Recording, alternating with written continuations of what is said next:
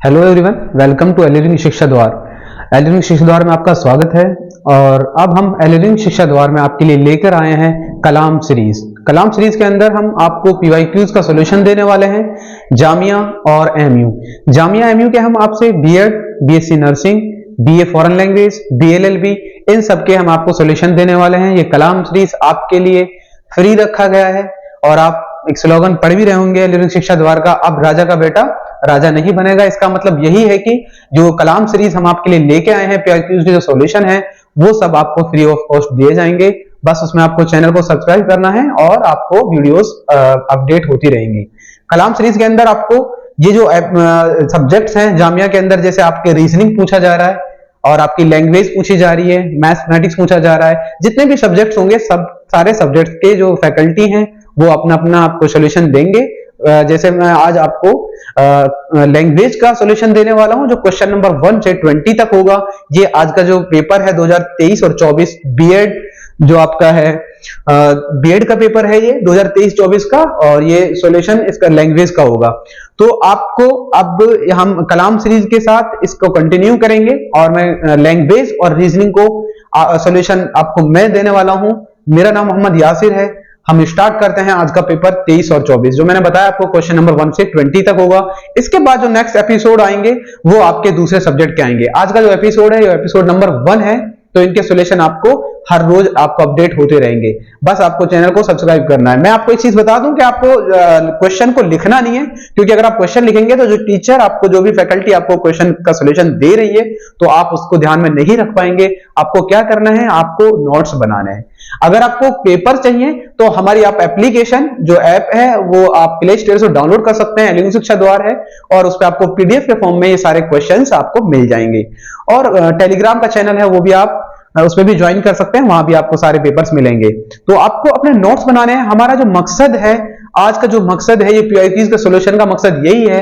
हम पहले बच्चे को ये बताना चाह रहे हैं कि बच्चा कम से कम 12th के बाद बच्चे को नहीं पता होता है कि एंट्रेंस कैसा होता है, क्या होता है, कैसे क्वेश्चंस पूछे जाते हैं। आपको क्या करना है, आप क्वेश्चन जब यहां सॉल्यूशन कराए जाए, आप नोट्स बनाइए। आप ये देखिए कि आखिर एमयू और जामिया जिस एंट्रेंस की भी आप प्रिपरेशन कर रहे हैं वो क्वेश्चन कैसे आपसे पूछा जा रहा है। जो अब फिर आप जब सॉल्यूशन देखेंगे, आप जो प्रीवियस ईयर के सॉल्यूशन देखेंगे तो आपको पता चल जाएगा कि जामिया और एमयू में आपको किस तरह के क्वेश्चंस पूछे जा रहे हैं। तो उसके बाद हम कंटेंट, जो कि आपकी कलाम सीरीज के बाद क्या आएगा, कलाम सीरीज के बाद कलाम बैच आएगा, उसमें आपको कंटेंट प्रोवाइड कराया जाएगा, प्रॉपर क्लास वहां पे आपको दी जाएंगी। तो इससे पहले हम पहले जान लेते हैं कि आखिर कैसे क्वेश्चंस एमयू और जामिया में पूछे जाते हैं, जिस भी एंट्रेंस की आप तैयारी कर रहे हैं। और पहले हम स्टार्ट बीएड से करेंगे। बीएड के पीवाईक्यूज का सॉल्यूशन आपको देंगे, हर सब्जेक्ट का सॉल्यूशन, हर एक क्वेश्चन का सॉल्यूशन आपको मिलेगा। आप लेक्चर को देखते रहिएगा, एलिरिंग शिक्षा द्वार पर यूट्यूब चैनल जो है उस पर देखते रहिए। जो भी आपके कलीग्स, आपके फ्रेंड्स या आपके छोटे भाई या जो भी आपके जानने वाले तैयारी कर रहे हैं, आप इस लिंक को, वहां पर चैनल के लिंक को दे सकते हैं और यहां पे आप उनको फ्री ऑफ कॉस्ट आपको पीवाईक्यूज का सॉल्यूशन मिल जाएगा। उससे आपको एक आइडिया आ जाएगा कि किस तरह के क्वेश्चंस पूछे जा रहे हैं, तो तैयारी जो करनी है वो किस तरह की तैयारी करनी होगी। तो आज हम शुरुआत कर रहे हैं इसकी। पहला एपिसोड है आपका, ये पहला पेपर है 2023-24 का। उसके बाद हम 23-24 के बाद 22-23 लाएंगे, 21-22 लाएंगे, 20-21 लाएंगे। प्रीवियस 4 साल के पेपर हम जामिया बीएड का सॉल्यूशन आपको देने वाले हैं। तो आइए आज शुरुआत करते हैं कलाम सीरीज के साथ, और आप बने रहिएगा, आपको सारे सॉल्यूशन बहुत शॉर्ट नोट्स में दे दिए जाएंगे। ओके, आइए आज का पेपर देखते हैं, जो कि मैंने आपको बता दिया है कि आज का जो पेपर है वो जामिया का पेपर है 2023-24 का, एपिसोड नंबर 1 है। और जो आज के लेक्चर में हम सॉल्यूशन देने वाले हैं, 1 से 20 जो क्वेश्चन पूछे गए हैं वो आपके लैंग्वेज के पूछे गए हैं, उनका सॉल्यूशन हम आज देने वाले हैं। ठीक है, चलिए स्टार्ट करते हैं। आज का जो पहला क्वेश्चन है आपका लैंग्वेज का, देखिए वो क्या है। पहला क्वेश्चन आपका है, which of the following is not a language skill. Language skill कौन सा इनमें से ऐसा है कि जो लैंग्वेज स्किल से नहीं है।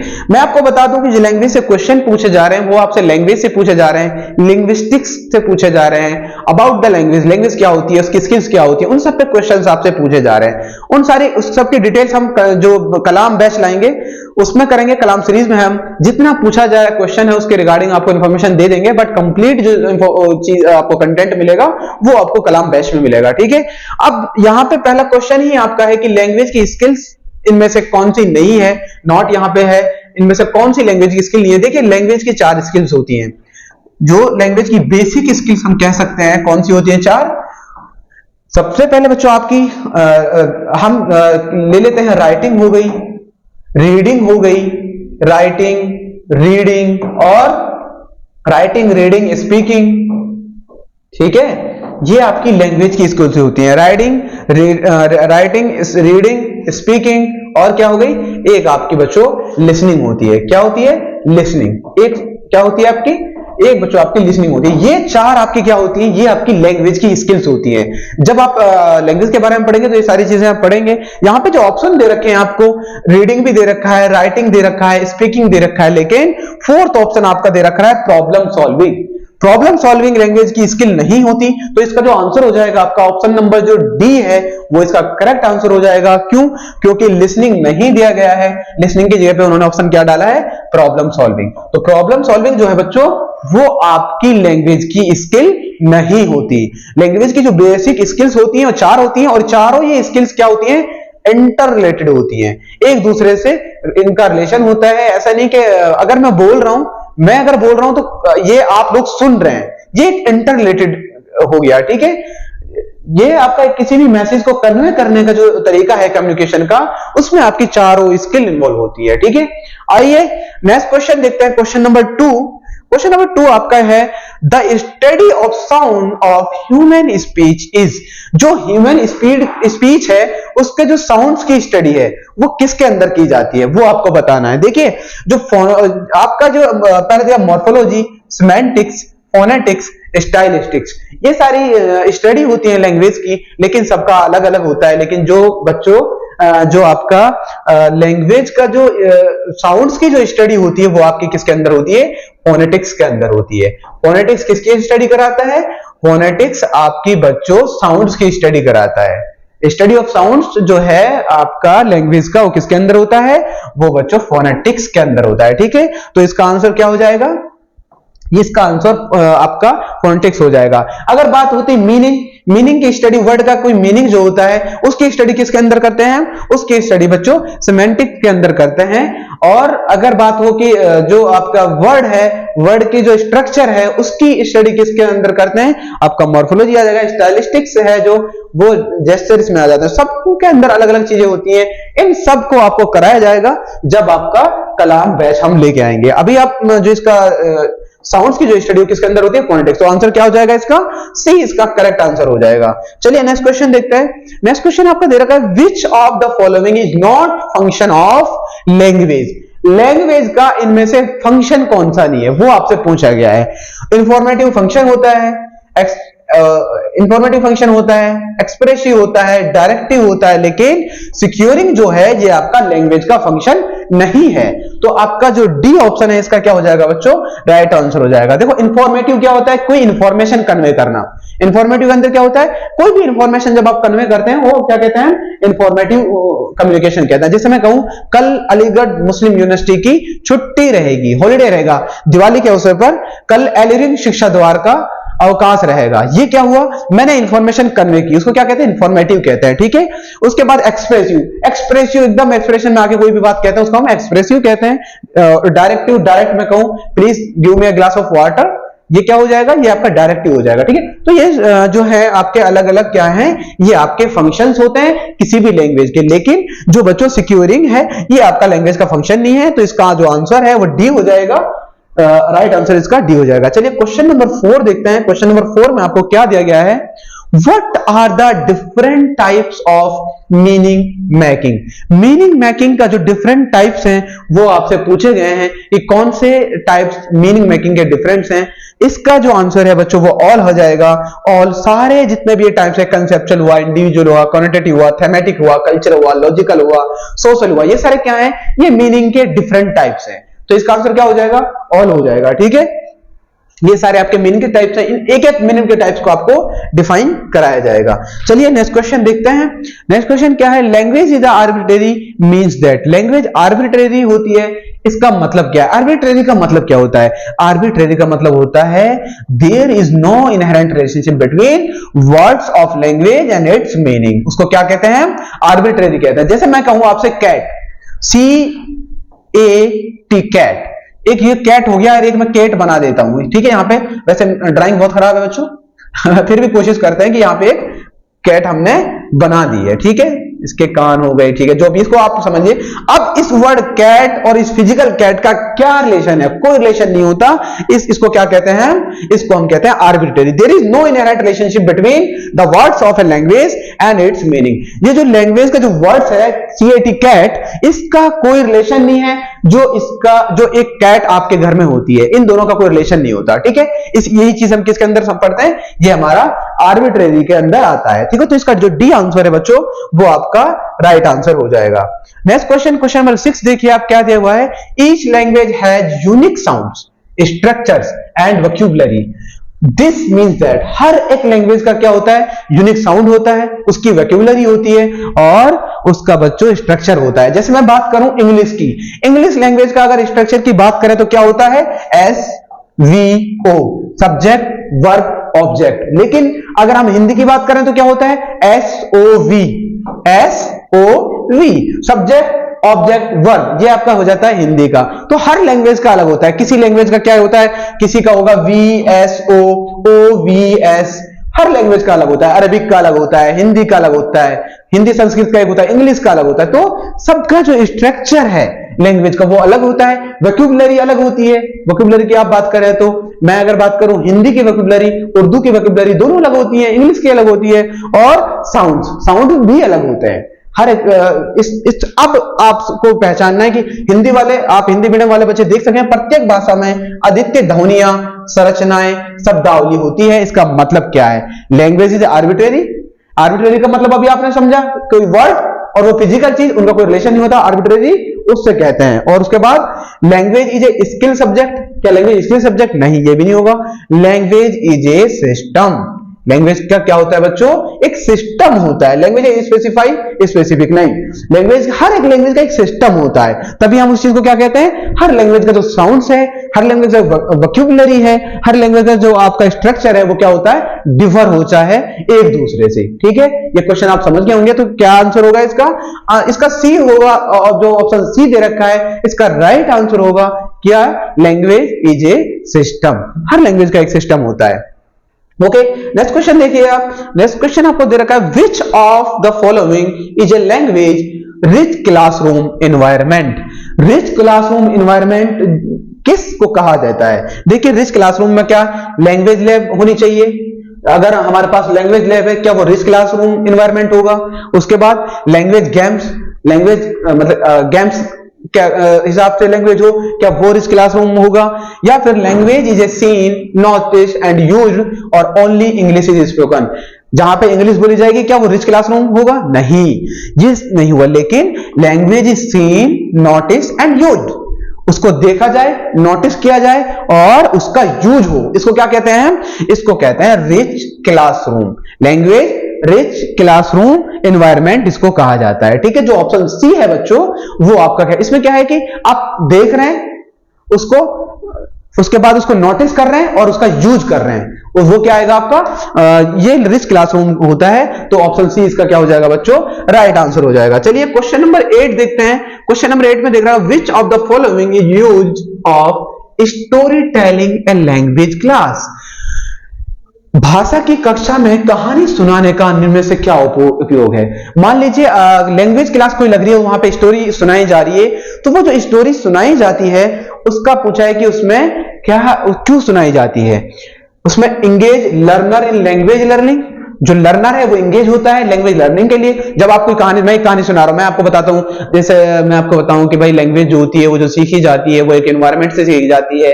एल्वन लैंग्वेज एनवायरनमेंट से आती है। अगर आप किसी बच्चे का एनवायरनमेंट जो है सोसाइटी से उसे दूर रख रहे हैं, किसी रूम में बंद कर दे रहे हैं, तो उसका लैंग्वेज नहीं होती। और जहां तक ये रिसर्च हुई है, ये मैं कहानी नहीं सुना रहा हूं, एक ओरिजिनल कहानी है, तो आप लोग एकदम फोकस रहेंगे, इनहेरेंट रहेंगे, अरे हाँ कुछ बताया जा रहा है। तो उसमें क्या होता है कि engage learners in a language learning. जो लर्नर्स हैं वो इंगेज हैं लैंग्वेज लर्निंग में। इसका जो आंसर है वो यही हो जाएगा, टीचिंग द मॉरल्स नहीं, make them contact the characters नहीं, make them recall. Make them recall का जो होता है बच्चों, वो क्या होता है, मेक देम रिकॉल का वही होता है कि रिकॉर्ड कोई चीज कर ली उसको रिकॉल करने के लिए, वो नहीं होगा। Make them the enact the characters, characters को इनेक्ट करें नहीं, कैरेक्टर्स को याद करके थोड़ी ना लैंग्वेज, तो उसमें क्या हो जाएगा, आपका ऑप्शन ए हो जाएगा, engage learners in a language learning. Learner जो है वो इंगेज है किस में, लैंग्वेज लर्निंग में। स्टोरी इसलिए सुनाई जा रही है उसको, वो ध्यान से सुनता है। आप बच्चे को कोई स्टोरी सुनाओ, आप बच्चे को स्टोरी सुनाओ, बच्चे बहुत ध्यान से सुनते हैं, ठीक है। चलिए क्वेश्चन नंबर 9, नेक्स्ट क्वेश्चन देखते हैं। इसका जो ऑप्शन है ए, वो करेक्ट आंसर हो जाएगा। क्वेश्चन नंबर 9 देखिए, the ability to write consciously by making us aware of kind of a details that can avoid to achieve precision is known as a skill of। सक्षमता प्राप्त करने के लिए जिन प्रकार के विवरणों से बचा जा सकता है उनके बारे में हमें अवगत कराकर संक्षेप में लिखने की क्षमता का कौशल कहलाता है।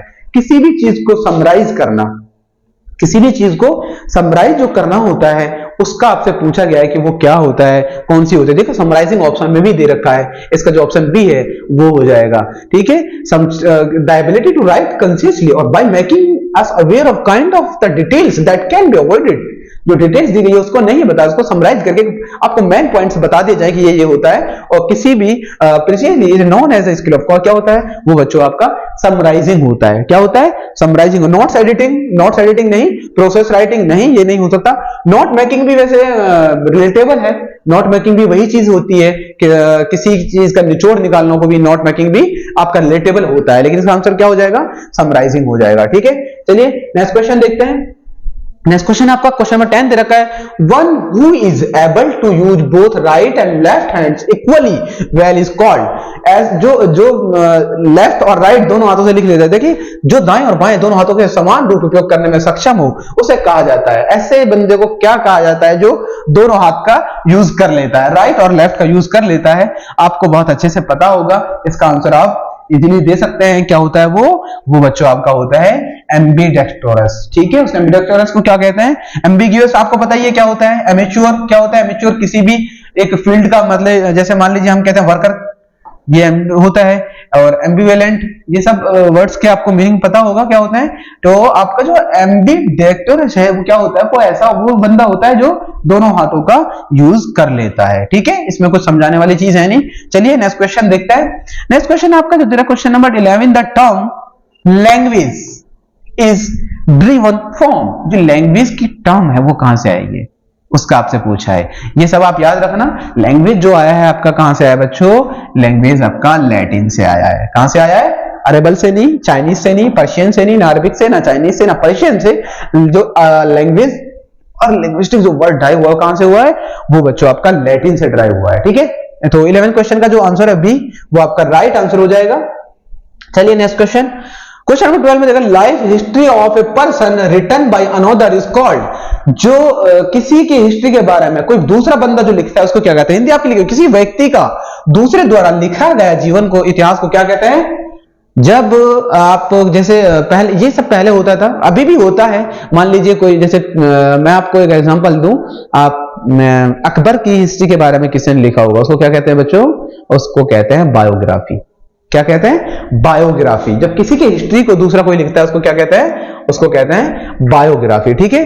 ऑटोबायोग्राफी खुद लिखी जाती है, ऑटोबायोग्राफी, लेकिन बायोग्राफी में क्या होता है कि कोई दूसरा बंदा क्या करता है कि किसी हिस्ट्री के बारे में लिखता है। मान लीजिए मैं अपने टीचर के बारे में लिखता हूं तो वो क्या हो जाएगा, वो बायोग्राफी हो जाएगा, ठीक है। तो इसका जो आपका ऑप्शन बी है वो हो जाएगा, आपका आंसर हो जाएगा life history of person written by another. जो किसी की लाइफ के बारे में दूसरा कोई लिखता है उसको हम क्या कहते हैं, बायोग्राफी कहते हैं, ठीक है। आइए नेक्स्ट क्वेश्चन देखते हैं। क्वेश्चन नंबर आपका 13, क्वेश्चन नंबर 13 में क्या दे रखा है, child of unusual talent is called. जो बच्चा होता है उसका जो अनयूजुअल टैलेंट होता है उसको क्या कहा जाता है, हिंदी वाले, असामान्य प्रतिभा का बालक। असामान्य प्रतिभा का बालक जो है उसको हम क्या कहते हैं। ये सारी टर्म्स तो आपको याद करनी पड़ेंगी, इसमें समझाने वाला कुछ नहीं है। जैसे मैंने आपको लास्ट 3 क्वेश्चन जो कराए हैं, ये सारी टर्म्स आपको याद करनी पड़ेंगी। तो जो असामान्य प्रतिभा का जो बालक होता है उसको क्या कहते हैं बच्चों, उसको कहते हैं प्रोडिगी।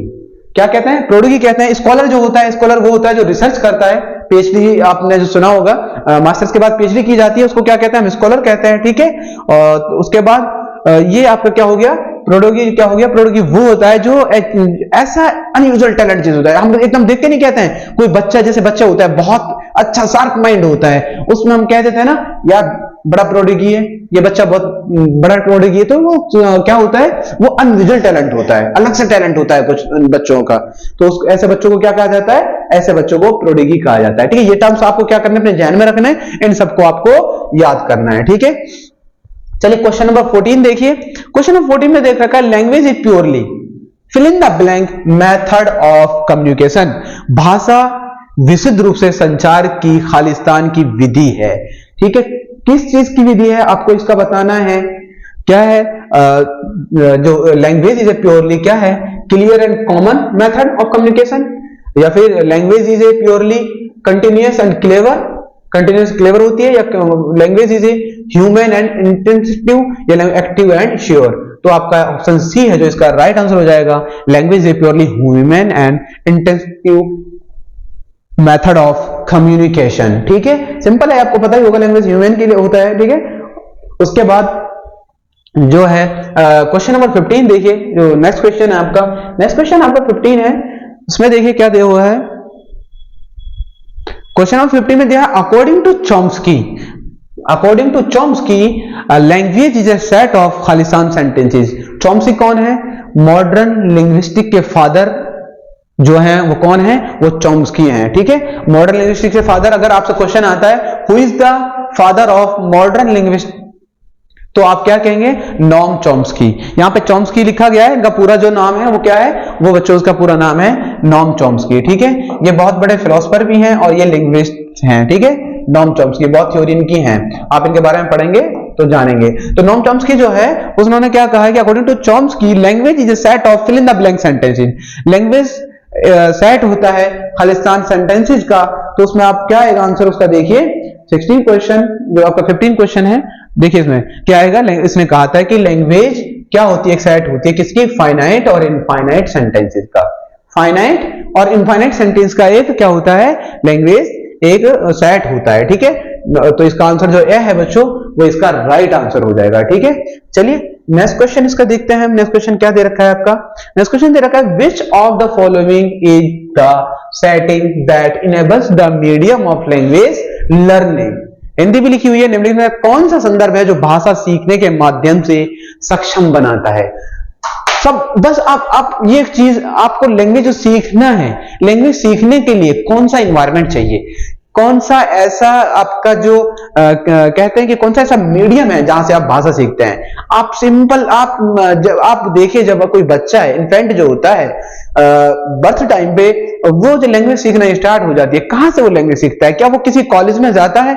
क्या वो कहीं स्कूल में जाता है? या किसी लैंग्वेज की क्लास को अटेंड करने जाता है? नहीं जाता ना, तो बच्चा कहां से सीखता है?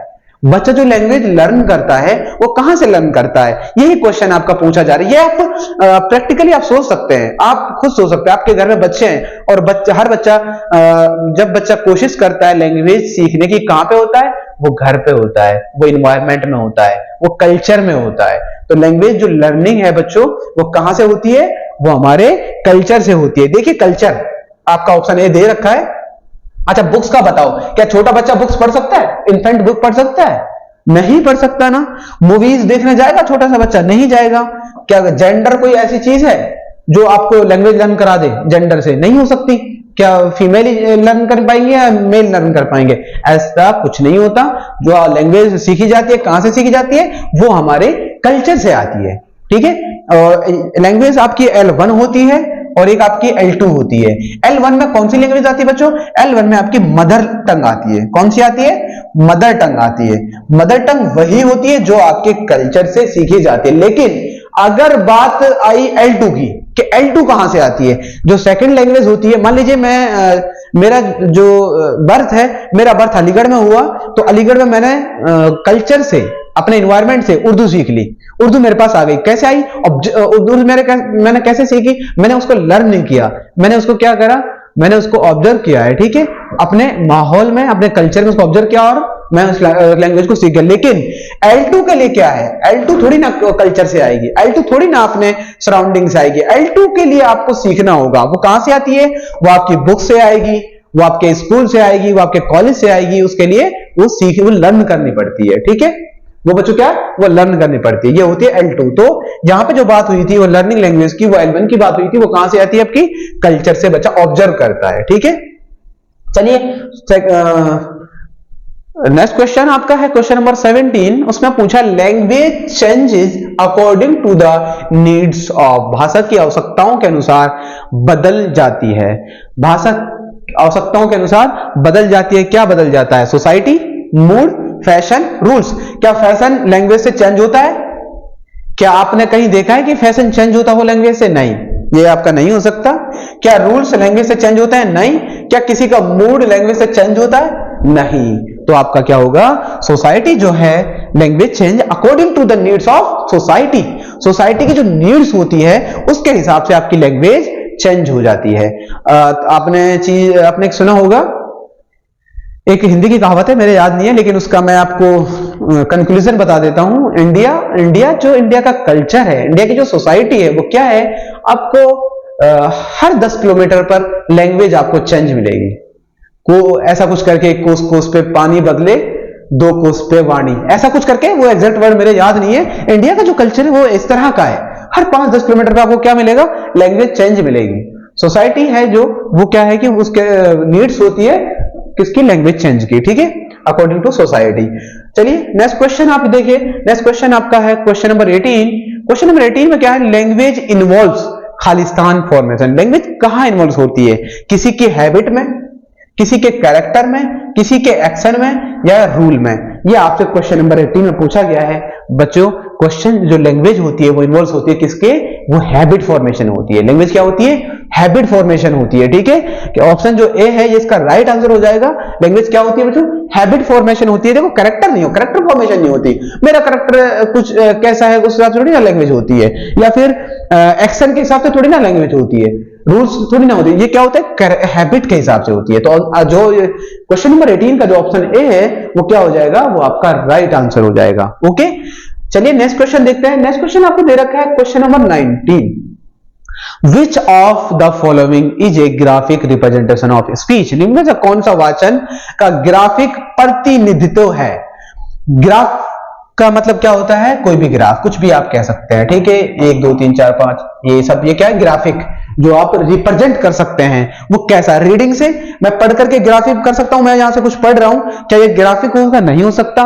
स्पीकिंग बोल के ग्राफिक हो सकता है, मैं हाथ पैर नहीं चला रहा हूं, चुप मैं जो बोलता जा रहा हूं, इसे ग्राफिक रिप्रेजेंटेशन हो रहा है? नहीं हो रहा ना, ग्राफिक रिप्रेजेंटेशन भी नहीं हो सकता। उसके बाद आता है राइटिंग। हाँ, राइटिंग जो होती है वो क्या होती है? किसी भी लैंग्वेज का ग्राफिक रिप्रेजेंटेशन होता है राइटिंग से। जैसे मैंने यहाँ पे लिखा हुआ है, इंग्लिश लिखा हुआ है, ये क्या है? इसका ग्राफिक रिप्रेजेंटेशन है। हिंदी लिखा हुआ है, हिंदी लैंग्वेज का ग्राफिक रिप्रेजेंटेशन है। लेकिन इस लिसनिंग आप लोग सुन रहे हैं, मैं बोल रहा हूं, ये लिसनिंग जो है ग्राफिक रिप्रेजेंटेशन थोड़ी ना है। नहीं, लेकिन क्या होता है? राइटिंग जो होता है वो किसी भी लैंग्वेज का क्या होता है? ग्राफिक रिप्रेजेंटेशन होता है। आपने देखा जितने भी क्वेश्चन हम कर रहे हैं वो सब किससे हैं? लैंग्वेज से रिलेटेड हैं, लैंग्वेज स्किल से रिलेटेड हैं। और कुछ जो भी चीजें आपको किस अबाउट द लैंग्वेज पढ़ना है, उसमें कौन कौन से चैप्टर्स, कौन कौन से कंटेंट की जरूरत होगी, वो सब हम आपको कलाम बैच जो बहुत जल्द आने वाला है, कमिंग सून है, उसके में हम आपको इसकी डिटेल्स देंगे। चलिए आज की क्लास का लास्ट क्वेश्चन हम कर लेते हैं, क्वेश्चन नंबर 20। क्वेश्चन नंबर 20 में आपसे पूछा है we can convey the message best through. हम किसी मैसेज को कन्वे करने का हमारा बेहतर मीडियम, बेस्ट थ्रू क्या होगा? हम अपना संदेश इस माध्यम से सरलतर तरीके से संप्रेषित कर सकते हैं। हिंदी मीडियम वाले बच्चे इसको देख सकते हैं, हिंदी साथ में लिखी हुई है। कैसे? Script, gestures, pictures. देखो स्क्रिप्ट से स्क्रिप्ट लिख दिया, जेस्चर से, साइन से, या फिर पिक्चर्स बना करके। कौन सा ऐसा अच्छा तरीका होता है जिससे हम अपनी लैंग्वेज को बेस्ट तरीके से दिखा सकते हैं, उसके लिए पूछा गया है। तो बच्चों इसमें क्या आ जाएगा? आपका ऑल ऑफ दी अबो आ जाएगा। क्या आ जाएगा? ऑल ऑफ दी अबो हो जाएगा। किसी भी लैंग्वेज को अच्छे से रिप्रेजेंट करने के लिए आपको इन तीनों चीजों की जरूरत होगी। स्क्रिप्ट की भी जरूरत होगी, जेस्चर की भी जरूरत होगी, और पिक्चर की भी जरूरत होगी। ठीक है, ये एक बेस्ट वे है किसी भी लैंग्वेज को कन्वे करने का। तो हमने ये एपिसोड नंबर 1 जो आपको दिया है, जिसमें सॉल्यूशन दिया है PYQs का जामिया मिलिया इस्लामिया 2023 24 का। इसके बाद एपिसोड 2 आएगा, 3 आएगा, जो सब्जेक्ट्स हैं फर्दर उनका सॉल्यूशन आपको मिलता रहेगा। उसके लिए आपको बने रहना है। और आपको क्या करना है बच्चों, आप जो एलियरिंग शिक्षा द्वार है, आप यहाँ देख रहे होंगे एलियरिंग शिक्षा द्वार, इसका जो चैनल है उसको आप सब्सक्राइब कर लीजिए। उसमें आपको ये सारी चीजें फ्री मिलती रहेंगी और आपके पास अपडेट इसका पहुंचता रहेगा। ये आज का पहला एपिसोड है। इसके बाद हम फिर मिलेंगे इस ही पेपर 2023-24 के रीजनिंग वाले पोर्शन में, जो आपको मैं ही कराने वाला हूं, और उसमें आपसे मिलते हैं। तब तक के लिए शुक्रिया, फिर मुलाकात होती है।